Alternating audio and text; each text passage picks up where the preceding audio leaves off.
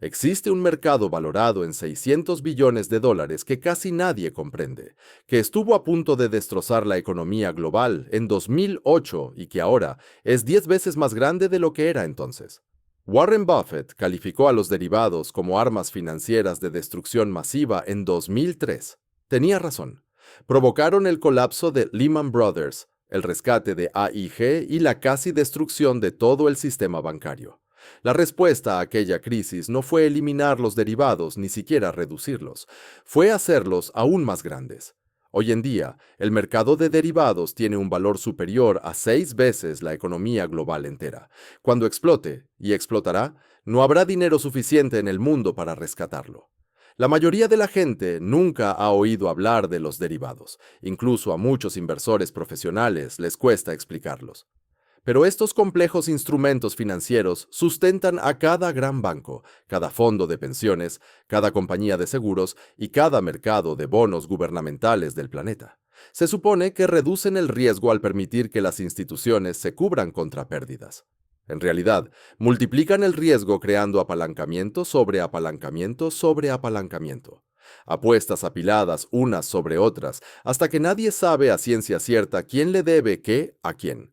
Y es entonces cuando el sistema colapsa. En 2008 se necesitaron 29 billones de dólares en rescates y garantías globales para evitar un derrumbe financiero total. El mercado de derivados ascendía entonces a unos 60 billones de dólares.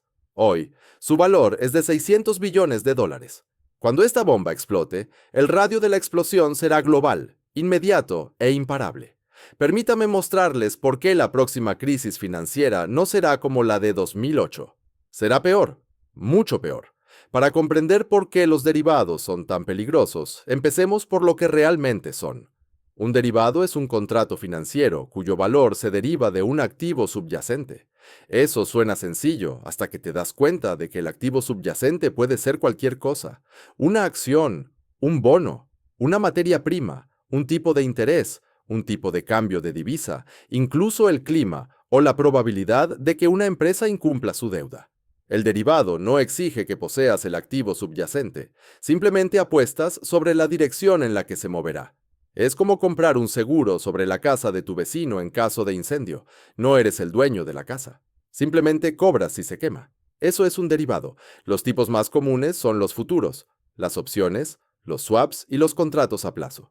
Un contrato de futuros te permite apostar sobre el precio del petróleo, el oro o el trigo en una fecha futura sin necesidad de comprar barriles de petróleo o fanegas de trigo. Una opción te otorga el derecho, pero no la obligación, de comprar o vender un activo a un precio específico. Un swap es un acuerdo para intercambiar flujos de efectivo, como cambiar un pago de tipo de interés fijo por uno variable. Y los contratos a plazo son contratos personalizados entre dos partes para comprar o vender un activo en una fecha futura por un precio predeterminado. Cada uno de estos puede ser útil para una cobertura legítima. Un agricultor podría usar un contrato de futuros para asegurar el precio del trigo antes de la cosecha, protegiéndose así contra una caída de precios. Una aerolínea podría usar derivados para cubrirse contra el aumento del precio del petróleo. Una corporación con deuda en múltiples divisas podría usar swaps para gestionar el riesgo de tipo de cambio. Pero el mercado de derivados no está dominado por agricultores que cubren los precios del trigo. Está dominado por bancos que hacen apuestas apalancadas sobre tipos de interés, riesgo de crédito y movimientos de divisas con dinero prestado. Y aquí es donde la cosa se pone peligrosa. El valor nominal de un derivado es el valor facial del activo subyacente, pero el dinero real en riesgo suele ser mucho menor. Si un banco formaliza un swap de tipos de interés de 100 millones de dólares, el valor nominal es de 100 millones, pero el banco podría depositar solo 1 millón de dólares como garantía. Eso es un apalancamiento de 100 a 1. Si la apuesta se mueve un 1% en contra del banco, la garantía se esfuma. Si se mueve un 2%, el banco debe dinero que no tiene. Multiplica eso por miles de contratos en decenas de bancos y tendrás un sistema donde un pequeño movimiento del mercado puede desencadenar fallos en cascada. El problema real es la complejidad. Los derivados modernos son tan complicados que ni siquiera las personas que los crean pueden predecir completamente cómo se comportarán bajo presión. Las permutas de incumplimiento crediticio, uno de los derivados que destruyeron el sistema en 2008, estaban destinadas a proporcionar un seguro contra el impago de bonos. En la práctica, se convirtieron en apuestas paralelas donde los inversores que ni siquiera poseían bonos podían apostar si esos bonos entrarían en impago. AIG, el gigante asegurador, vendió cientos de miles de millones de dólares en permutas de incumplimiento crediticio sin apartar el capital suficiente para desembolsar si las hipotecas entraban en impago. Cuando el mercado inmobiliario se desplomó, AIG debía más dinero del que tenía. El gobierno de Estados Unidos tuvo que inyectar 180.000 millones de dólares para evitar que AIG colapsara y se llevase consigo a todos los grandes bancos. Pero esto es lo que hace a los derivados verdaderamente aterradores.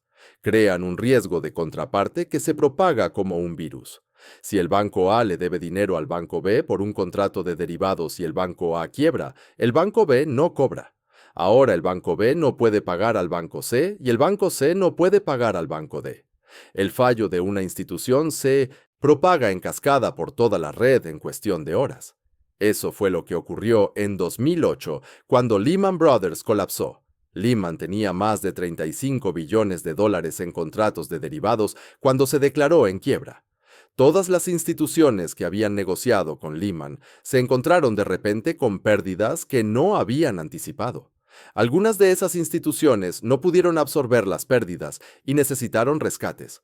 Otras sobrevivieron, pero dejaron de negociar con cualquiera en quien no confiaran absolutamente, congelando los mercados de crédito y convirtiendo una crisis financiera en una recesión global.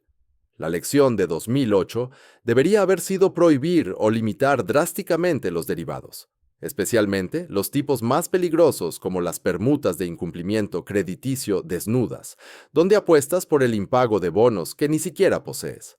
En cambio, la ley Dodd-Frank creó algunos requisitos de información y trasladó algunos derivados a cámaras de compensación centrales, pero no redujo el tamaño total del mercado. Los bancos argumentaron que los derivados eran esenciales para gestionar el riesgo, que proporcionaban liquidez y que eliminarlos dañaría la economía.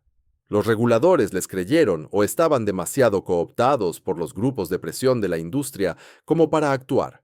El resultado es que el mercado de derivados no se redujo después de 2008. Creció masivamente de 60 billones de dólares a más de 600 billones de dólares hoy en día. Para entender por qué 600 billones de dólares en derivados representan una amenaza civilizatoria, es necesario comprender lo que ocurrió en 2008, cuando el mercado era de solo 60 billones de dólares. La crisis no comenzó con los derivados. Empezó con las hipotecas de alto riesgo, préstamos a personas que no podían pagarlos, empaquetados en valores respaldados por hipotecas y vendidos a inversores. Pero los derivados fueron lo que convirtió una burbuja inmobiliaria en una catástrofe global. Los bancos no solo tenían hipotecas. Crearon derivados complejos basados en esas hipotecas, amplificando tanto las ganancias en las fases de crecimiento como las pérdidas en las de declive. Lehman Brothers era el cuarto banco de inversión más grande de América cuando colapsó en septiembre de 2008. En su balance, Lehman reportaba activos por 639.000 millones de dólares frente a pasivos por 613.000 millones de dólares, lo que lo hacía parecer solvente. Pero enterrado en las notas a pie de página estaba el verdadero peligro. Lehman tenía una exposición nocional a derivados de más de 35 billones de dólares. Estos no eran activos que Lehman poseyera, eran apuestas que Lehman había hecho con contrapartes de todo el mundo. La mayoría eran swaps de tipos de interés y derivados de crédito vinculados al mercado hipotecario. Cuando los precios de la vivienda comenzaron a caer en 2007, esos derivados empezaron a perder valor. Las contrapartes de Lehman exigieron más garantías. Lehman no pudo proporcionarlas. Para septiembre de 2008, nadie quería negociar con Lehman porque todos asumían que el banco era insolvente. La quiebra en sí misma fue catastrófica, pero el efecto dominó fue peor. La bancarrota de Lehman significó que cada contrato de derivados que había suscrito estaba ahora en incumplimiento. Instituciones que pensaban que estaban cubiertas contra el riesgo, de repente ya no lo estaban.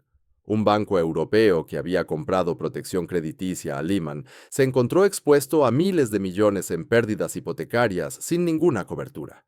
Un fondo de pensiones que había suscrito un swap de tipos de interés con Lehman no pudo cobrar los pagos que se le debían. La interconexión significó que la quiebra de Lehman creó instantáneamente pérdidas en cientos de otras instituciones.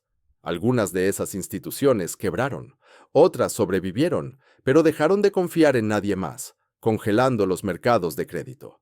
El colapso de AIG fue aún más revelador porque mostró cómo un solo tipo de derivado, las permutas de incumplimiento crediticio, podía destruir una empresa con $1 billón en activos. La división de productos financieros de AIG había vendido alrededor de $500.000 millones en permutas de incumplimiento crediticio a bancos e inversores, asegurándolos esencialmente contra pérdidas en valores respaldados por hipotecas. AIG cobraba primas y asumía que el riesgo era mínimo porque los precios de la vivienda nunca habían caído a nivel nacional antes. Cuando sí cayeron, AIG adeudaba decenas de miles de millones de dólares que no tenía. La calificación crediticia de la empresa fue rebajada, activando cláusulas en los derivados que requerían que AIG depositara garantías adicionales inmediatamente. AIG no pudo aportar el efectivo. La Reserva Federal intervino con un préstamo de emergencia de $85.000 millones en septiembre de 2008. Eso no fue suficiente. Para marzo de 2009, AIG había recibido $180.000 millones en apoyo gubernamental, el mayor rescate de la historia. Pero el rescate de AIG no fue realmente un rescate de AIG, fue un rescate encubierto de todos los grandes bancos que habían comprado permutas de incumplimiento crediticio a AIG. Goldman Sachs recibió $122.900 millones. Merrill Lynch recibió $6.800 millones. Bank of America, Deutsche Bank y decenas de otros recibieron miles de millones cada uno.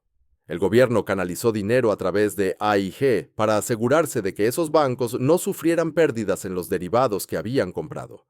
Esto reveló una cruda realidad sobre los derivados. Cuando fallan, las pérdidas no desaparecen. Se transfieren a los contribuyentes a través de rescates. Los bancos que crearon el riesgo son rescatados porque permitirles quebrar colapsaría todo el sistema. El coste total de salvar el sistema financiero en 2008 fue asombroso. El gobierno de Estados Unidos comprometió $700.000 millones a través del TARP, el Programa de Alivio de Activos Tóxicos. La Reserva Federal creó $4 billones a través de la expansión cuantitativa. Gobiernos y bancos centrales de todo el mundo aportaron otros $25 billones en préstamos, garantías y rescates. Súmenlo y el compromiso total fue de aproximadamente $29 billones, casi el doble del tamaño de la economía estadounidense en ese momento. Todo esto para evitar un colapso total de un mercado de derivados que tenía un valor nocional de $60 billones. El sistema fue salvado, pero apenas. Y la lección que nadie aprendió fue que los derivados se habían vuelto demasiado grandes y complejos para que cualquiera pudiera controlarlos. La ley Dodd-Frank, aprobada en 2010, supuestamente iba a reformar los mercados de derivados. Exigía que algunos derivados estandarizados se negociaran a través de cámaras de compensación centralizadas, lo que teóricamente reduciría el riesgo de contraparte al tener una entidad central que garantizara ambas partes de cada operación.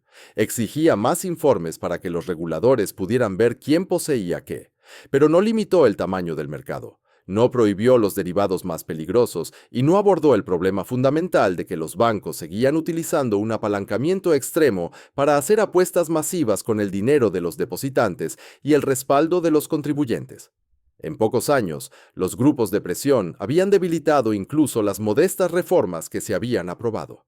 El mercado de derivados reanudó su crecimiento. Para 2015 ya superaba los $600 billones. El mercado de derivados en 2008 tenía un valor nocional de unos $60 billones. Hoy supera los $600 billones, lo que lo hace aproximadamente 10 veces más grande que la crisis que casi destruye la economía global. Para poner ese número en perspectiva, el PIB mundial es de aproximadamente $100 billones. El mercado de derivados es 6 veces el tamaño de toda la economía mundial. Si incluso un 5% de esos derivados fallan, eso representa 30 billones de dólares en pérdidas, 3 veces el coste total de los rescates de 2008. No existe mecanismo, cantidad de dinero ni herramienta política que pueda absorber pérdidas de esa magnitud sin colapsar el sistema financiero global. La composición del mercado de derivados lo hace aún más peligroso. La categoría más grande son los derivados de tipos de interés, que representan más de 500 billones de dólares del binomio total. Son apuestas sobre la dirección y la volatilidad de los tipos de interés. Los bancos los utilizan para cubrirse de su exposición a los cambios en los tipos, pero también para especular. Cuando los tipos de interés son estables, estos derivados parecen seguros. Pero cuando los tipos se mueven rápidamente, como lo han hecho en los últimos 3 años, el riesgo se dispara. La Reserva Federal subió los tipos de interés desde casi cero en 2021 hasta superar el 5% en 2023, el ciclo de subidas más rápido en 40 años. Cada subida creó ganadores y perdedores en el mercado de derivados. Los perdedores acumularon pérdidas que ahora mismo se encuentran en los balances de los bancos, ocultas por artimañas contables que permiten a las entidades financieras evitar la valoración a precios de mercado de estas posiciones. La segunda categoría más grande son los derivados de crédito, con un valor nocional de unos 50 billones de dólares. Estos incluyen los Credit Default Swaps, los mismos instrumentos que destruyeron a AIG. Después de 2008, los reguladores prometieron limpiar este mercado, pero no lo hicieron. Bancos y fondos de cobertura siguen utilizando Credit Default Swaps para apostar por los impagos corporativos y soberanos. La diferencia ahora es que la deuda corporativa se ha disparado desde 2018, creciendo de 2 billones de dólares a más de 10 billones de dólares solo en Estados Unidos. Gran parte de esa deuda se emitió con tipos de interés bajos que ya no existen. A medida que las empresas refinancien a tipos más altos, algunas incurrirán en impago. Cuando lo hagan, los Credit Default Swaps, asociados a su deuda, activarán pagos. Si suficientes empresas incumplen sus obligaciones simultáneamente, las instituciones que vendieron protección crediticia se enfrentarán a pérdidas que no podrán absorber. Ese es el escenario de AIG repitiéndose de nuevo, excepto que esta vez no habrá una Reserva Federal dispuesta a imprimir otros 180,000 millones de dólares para rescatar a los operadores de derivados. Los derivados de divisas representan otros 100 billones de dólares y son vulnerables a los shocks de tipo de cambio. El dólar estadounidense ha sido la moneda de reserva mundial durante 80 años, pero su dominio se está erosionando. Países como China, Rusia e India están negociando cada vez más en sus propias monedas. Arabia Saudita está aceptando yuanes por petróleo en lugar de dólares. Si el dólar pierde su estatus de reserva o incluso se debilita significativamente, los derivados de divisas experimentarán movimientos violentos. Los bancos que asuman la estabilidad del dólar se encontrarán en el lado equivocado de apuestas de billones de dólares. La liquidación en cadena se propagaría por todos los mercados porque los movimientos de divisas afectan a todo: acciones, bonos, materias primas y flujos comerciales. Pero el aspecto más insidioso de los derivados modernos es su complejidad. Después de 2008, los bancos no simplificaron sus carteras de derivados. Las hicieron más complejas al crear derivados de derivados. Ahora se pueden comprar opciones sobre Credit Default Swaps o swaps basados en índices de otros swaps. Esta anidación crea un apalancamiento exponencial, donde un pequeño movimiento en el activo subyacente desencadena cambios masivos en el valor de la pirámide de derivados construida sobre él. Nadie, ni siquiera los operadores que crean estos productos, puede modelar cómo se comportarán bajo un estrés extremo. Los modelos matemáticos asumen condiciones de mercado normales, liquidez continua y contrapartes que siempre pagan. En una crisis, ninguna de esas suposiciones se sostiene. Los mercados se vuelven ilíquidos, los precios varían violentamente y las contrapartes quiebran.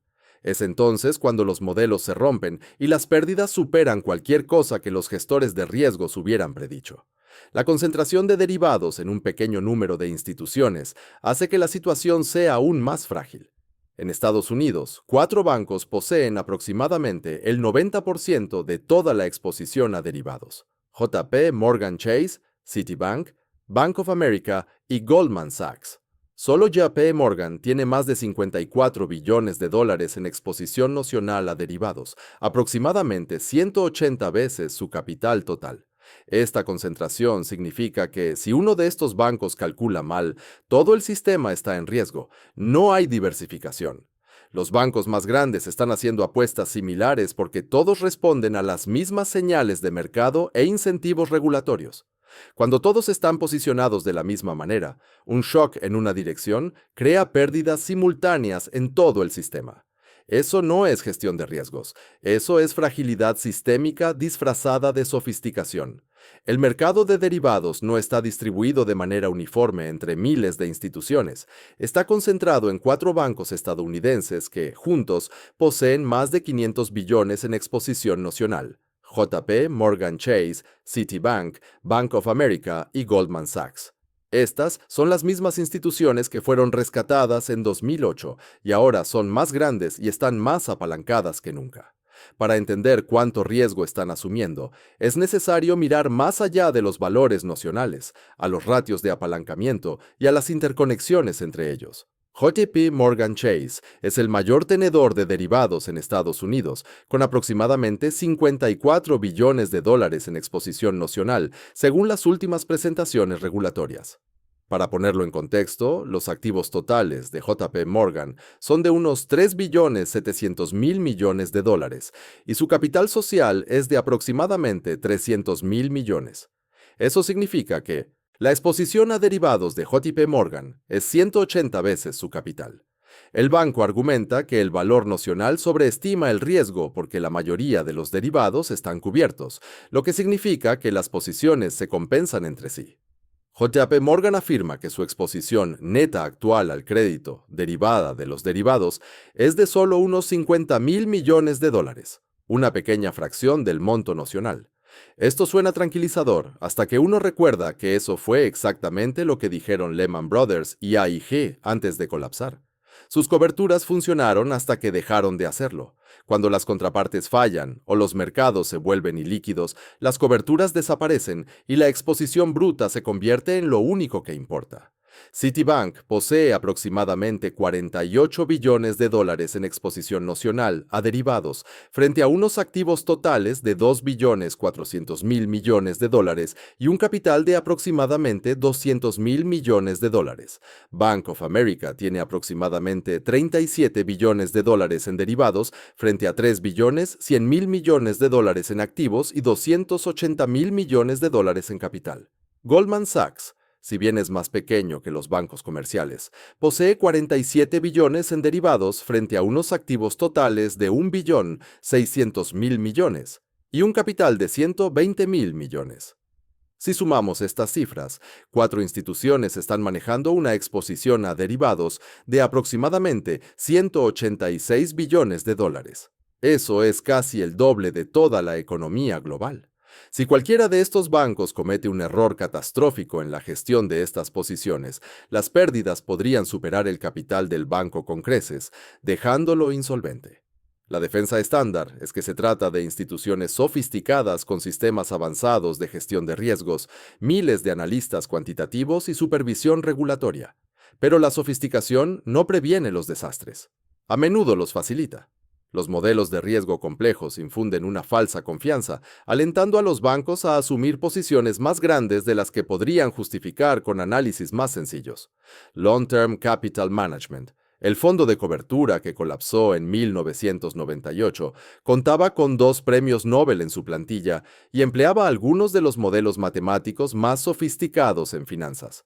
Aún así, perdió 4.600 millones en 4 meses y requirió un rescate de 3.600 millones de dólares orquestado por la Reserva Federal, porque su quiebra amenazaba a todo el sistema financiero.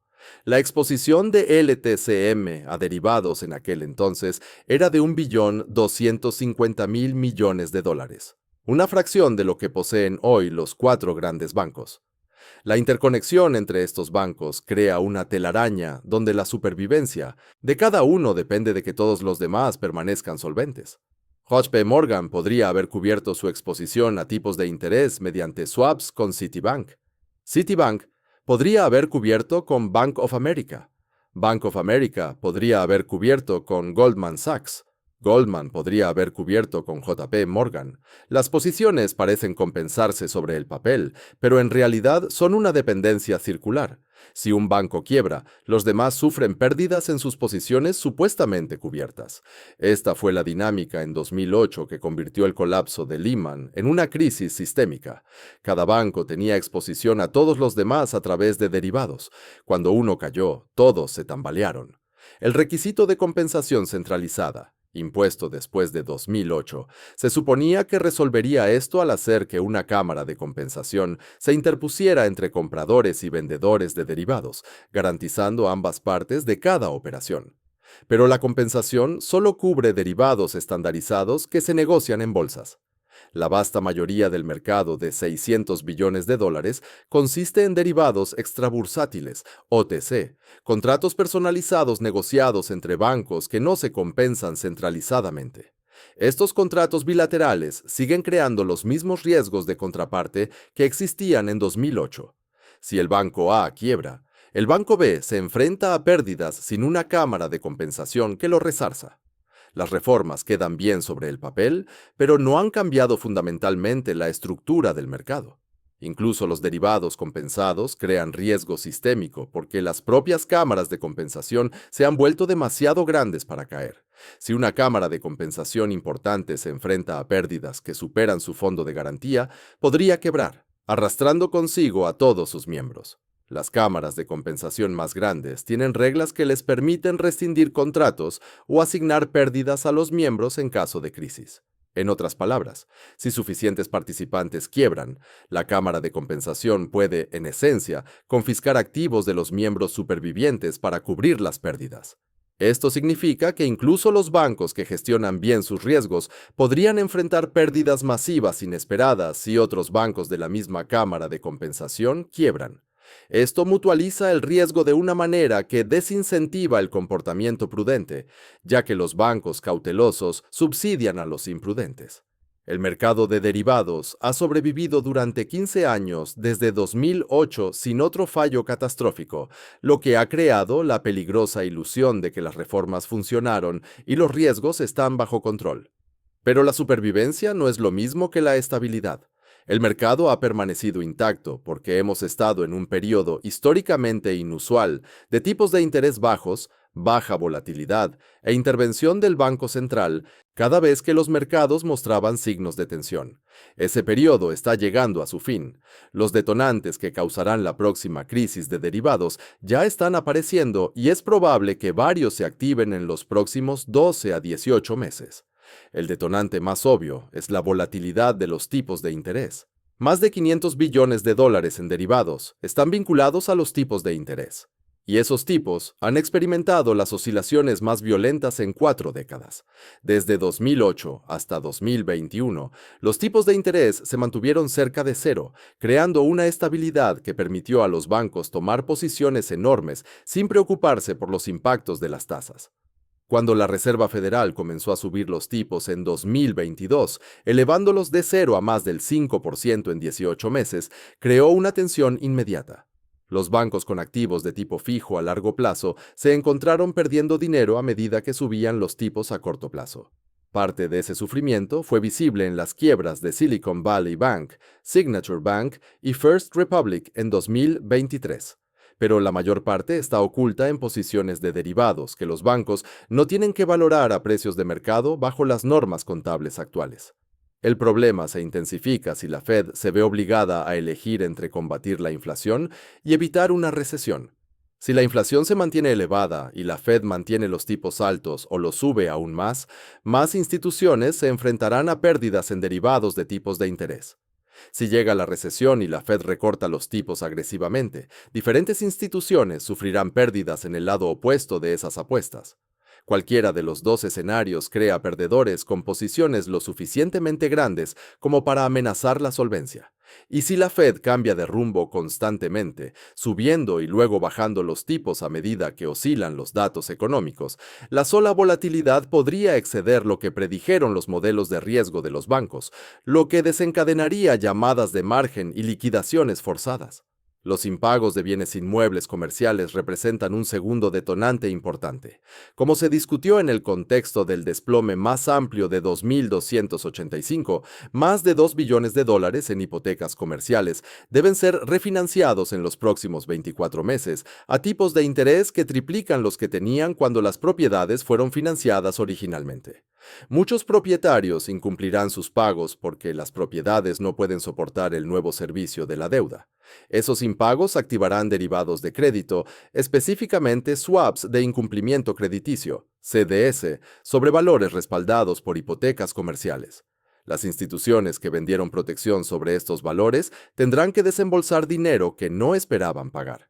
El mercado de CNBS tiene un tamaño de aproximadamente 600 mil millones de dólares, una cifra lo suficientemente grande como para que, si las tasas de impago se disparan, los pagos de derivados puedan alcanzar las decenas de miles de millones. Esto no sería suficiente para colapsar el sistema por sí solo, pero sí lo es para debilitar a varios bancos regionales y, potencialmente, desencadenar quiebras que se propaguen en cascada por toda la red. La tensión en la banca europea representa un tercer detonante que ya está mostrando fisuras. Credit Suisse colapsó en marzo de 2023 y fue absorbido por UBS en una fusión forzada por el gobierno. Deutsche Bank se enfrentó a un repunte en sus Credit Default Swaps en el mismo periodo mientras los inversores se preocupaban por su solvencia. Ambas instituciones son titulares masivos de derivados y solo Deutsche Bank soporta una exposición nocional de más de 40 billones de dólares. Si un banco europeo importante quiebra, provocará pérdidas en los bancos estadounidenses que tengan exposición a derivados vinculados a él. La interconexión a través de los derivados es global. Una quiebra bancaria en Frankfurt repercute directamente en el balance de JP Morgan en Nueva York, a través de los contratos de derivados que los vinculan. Las crisis de deuda soberana en las principales economías representan quizás el detonante más peligroso, ya que combinan riesgo de crédito, riesgo de divisa y riesgo de tipo de interés de forma simultánea. Japón soporta una deuda pública que supera el 260% de su PIB, con mucho la más alta del mundo desarrollado. Japón ha mantenido los tipos de interés cercanos a cero durante décadas, pero la inflación y las presiones globales sobre los tipos están haciendo que esto sea insostenible. Si Japón se ve obligado a subir los tipos o si los inversores pierden la confianza en los bonos japoneses, el yen podría colapsar y los bonos del gobierno japonés podrían entrar en impago. La exposición a derivados vinculados a bonos del gobierno japonés a nivel global es enorme. Una crisis de deuda japonesa desencadenaría pérdidas en todos los bancos importantes del mundo. China se enfrenta a una dinámica similar, con una deuda de los gobiernos locales que supera los 13 billones de dólares, gran parte de ella oculta en entidades fuera de balance. El sector inmobiliario chino, que representa aproximadamente el 30% de la economía de China, está colapsando. Grandes promotoras como Evergrande y Country Garden han incurrido en impago de cientos de miles de millones de dólares en deuda. A medida que esas pérdidas se extienden por el sistema financiero chino, los bancos y las compañías de seguros que vendieron derivados de crédito sobre deuda china tendrán que hacer frente a pagos. Las instituciones estadounidenses y europeas tienen exposición a China a través de contratos de derivados, lo que significa que una crisis financiera china impacta directamente en los bancos occidentales. El último detonante es geopolítico. Cualquier conflicto importante que altere el comercio global, el suministro de energía o los mercados de divisas. Una guerra entre China y Taiwán paralizaría la producción de semiconductores, perturbando toda la economía global. Una escalada de la guerra en Ucrania podría crear shocks energéticos que llevarían a la quiebra a las industrias europeas.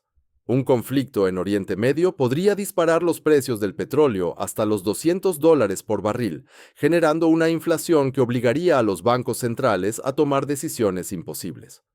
Cada uno de estos escenarios crea movimientos violentos en el mercado que hacen saltar por los aires las posiciones de derivados que se basan en la estabilidad.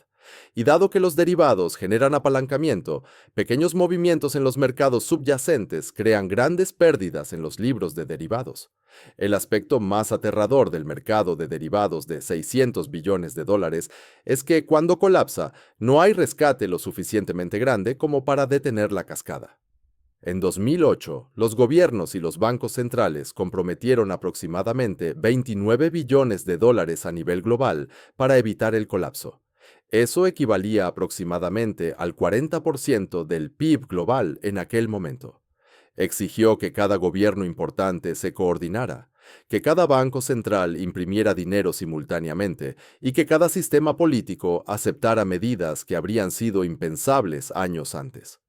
Funcionó a duras penas y provocó una década de debilidad económica, el estallido de las deudas gubernamentales y las convulsiones políticas que todavía estamos experimentando.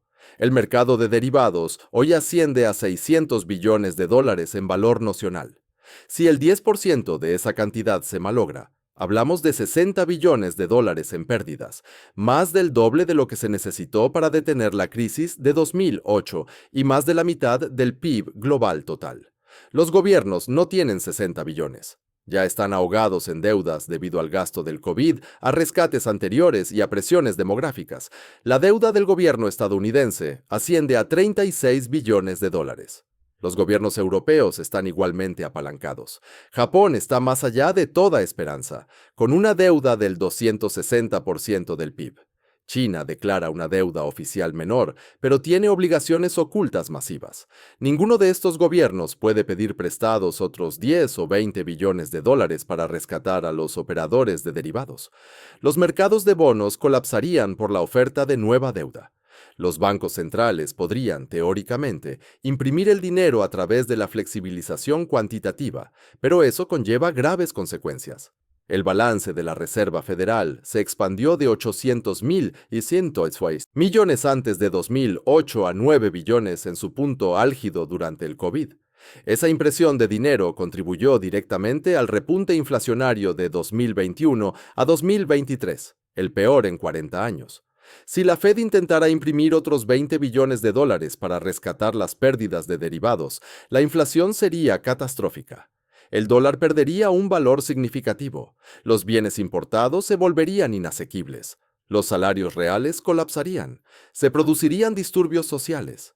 En algún momento, imprimir dinero para salvar el sistema financiero destruye la moneda, y una crisis monetaria es peor que una crisis financiera porque afecta a todo el mundo, no solo a los inversores.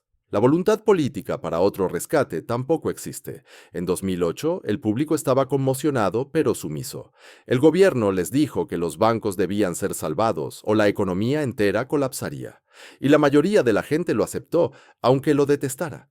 Esa aceptación ha desaparecido. Los últimos 15 años demostraron que los rescates salvaron a los bancos, pero no ayudaron a la gente común. Los salarios se estancaron. La vivienda se volvió inasequible. La desigualdad de la riqueza se disparó. La próxima crisis llegará en un momento en que la confianza en las instituciones es menor, la polarización política es mayor y los movimientos populistas, tanto de izquierda como de derecha, exigen que los ricos paguen por sus propios fracasos. Si los gobiernos intentan rescatar a los bancos de nuevo, se enfrentarán a una resistencia que podría escalar a un descontento incontrolable. La doctrina del demasiado grande para quebrar, que justificó los rescates de 2008, se ha transformado en demasiado grande para ser salvado. Los bancos son ahora más grandes, están más apalancados y se encuentran más interconectados de lo que estaban en 2008. Sus carteras de derivados son 10 veces mayores. Sus balances son más complejos. Su alcance global implica que un fallo en cualquier parte se propaga a todas partes, y los recursos disponibles para salvarlos, la capacidad de endeudamiento de los gobiernos, la credibilidad de los bancos centrales, la voluntad política, se han mermado todos en comparación con hace 15 años. El sistema ha crecido más allá de la capacidad de cualquier institución o gobierno para rescatarlo. También hay un problema matemático con el rescate de derivados que no existía con los activos bancarios tradicionales. Cuando un banco posee hipotecas de riesgo, el gobierno puede comprarlas, asumir la pérdida y finalmente recuperar parte de su valor cuando el mercado inmobiliario se estabilice. Es costoso, pero comprensible. Los derivados no son activos, son contratos entre partes. Cuando un derivado falla, una de las partes pierde y la otra gana. Si el gobierno rescata al perdedor, está transfiriendo riqueza al ganador sin ningún propósito productivo. No hay un activo subyacente del que recuperar valor a largo plazo. Es pura especulación. Y rescatar a especuladores con dinero de los contribuyentes no tiene sentido económico ni político. Además, la opacidad del mercado de derivados hace imposible siquiera determinar quién debería ser rescatado. Cuando Lehman Brothers quebró, se necesitaron meses para desenredar su cartera de derivados y determinar quién debía qué a quién. En una crisis sistémica donde múltiples instituciones quiebran simultáneamente, la maraña de contratos de compensación, negociaciones bilaterales y complejos acuerdos de liquidación tardaría años en resolverse. Para cuando alguien averiguara las pérdidas reales, la economía real habría estado sumida en una depresión durante años. No se puede rescatar un sistema que ni siquiera se puede comprender. La única respuesta política racional sería dejar que las pérdidas caigan donde deban, permitir que las instituciones insolventes quiebren y afrontar directamente las consecuencias económicas en lugar de intentar sostener un sistema que se ha vuelto fundamentalmente insostenible. Eso implicaría quiebras bancarias, pérdidas en los fondos de pensiones, desempleo generalizado y una recesión o depresión grave que se prolongaría durante años. Sería catastrófico. Pero intentar rescatar 600 billones en derivados sería aún peor, porque añadiría el colapso monetario y la hiperinflación a la lista de desastres sin resolver realmente el problema subyacente. Así que aquí estamos, sentados sobre un mercado de derivados de 600 billones, que es 10 veces más grande que el que casi destruyó la civilización en 2008, y que está en manos principalmente de 4 bancos cuya quiebra pondría fin al sistema financiero moderno. Nos enfrentamos a múltiples detonantes que probablemente se activarán en los próximos entre 12 y 18 meses y sin capacidad para rescatarlos si las cosas salen mal. Como dijo Warren Buffett en 2003, los derivados son armas financieras de destrucción masiva, y se le ha demostrado una y otra vez que tenía razón. La respuesta no ha sido desarmar las armas, sino construir unas más grandes. La crisis se avecina. Podría comenzar con la volatilidad de los tipos de interés a medida que la Reserva Federal cambia de opinión constantemente entre combatir la inflación y prevenir la recesión. Podría empezar con impagos de bienes raíces comerciales que se propaguen en cascada a través de los derivados de crédito. Podría originarse con la quiebra de un banco europeo, una crisis de deuda japonesa o un colapso inmobiliario chino. El detonante específico casi no importa, porque el sistema es tan frágil que cualquier impacto significativo lo hará estallar. Cuando un banco importante no puede cumplir con sus obligaciones de derivados, la cascada comienza. Las contrapartes descubren que sus coberturas no funcionan. Las llamadas de margen obligan a vender más. Las cámaras de compensación centrales se enfrentan a pérdidas que amenazan su solvencia. En cuestión de horas o días, todas las principales instituciones financieras del mundo se enfrentarán a pérdidas que no podrán absorber. El gobierno anunciará medidas de emergencia. La Reserva Federal creará mecanismos de préstamo. Los bancos centrales se coordinarán. Los políticos pronunciarán discursos sobre la protección del sistema. Nada de eso funcionará porque el problema es demasiado grande. No se pueden rescatar pérdidas que superan la mitad del Producto Interior Bruto mundial. No se puede imprimir suficiente dinero sin destruir la moneda. No se puede negociar suficiente condonación de deuda para que los bancos insolventes vuelvan a ser solventes. Las matemáticas simplemente no cuadran. Lo que viene después de que el mercado de derivados explote es incognoscible, porque nunca hemos visto una crisis financiera de esta magnitud. La Gran Depresión fue devastadora, pero se desarrolló a lo largo de años, dando tiempo a la gente para ajustarse. Una cascada de derivados se desarrollaría en días o semanas, moviéndose más rápido de lo que las respuestas políticas podrían seguir. Las cuentas bancarias se congelarían a medida que las instituciones entraran en concurso de acreedores. Las tarjetas de crédito dejarían de funcionar. Los fondos de pensiones mostrarían pérdidas tan grandes que la jubilación se volvería imposible para millones de personas. La disrupción económica crearía un caos social a medida que las cadenas de suministro se rompieran y el desempleo se disparara a niveles no vistos desde los años 1930. Esto no es especulación ni profecía apocalíptica. Esto es reconocimiento de patrones y matemáticas básicas. Un mercado que ascendía a 60 billones destruyó la economía en 2008 a pesar de los rescates masivos. Ese mercado es ahora de 600 billones y la capacidad de rescate ha desaparecido. Los detonantes están apareciendo ahora. La cascada es inevitable. Las únicas preguntas son el momento y la magnitud, y la respuesta es probablemente más pronto y más grande de lo que casi nadie espera. Porque cada vez que se ha creado un arma financiera de destrucción masiva, esta acaba siendo detonada. Los derivados no son diferentes.